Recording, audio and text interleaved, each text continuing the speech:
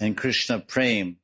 The movements of the Premi Bhaktas are actually expressions and movements of their heart, not their minds or bodies.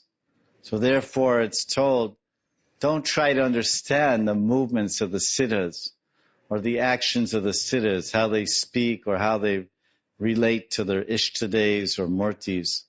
When you read the biographies of the great saints in India, you'll see extraordinary behavior among the Premi Bhaktas.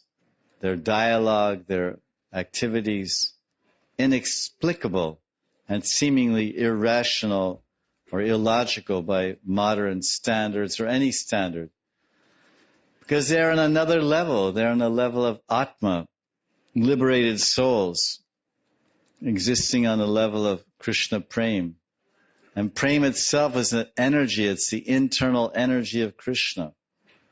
That divine love, that spiritual joy and ecstasy, where that itself, the divine love of God, becomes the mover and controller of the actions of the forms of the Lord.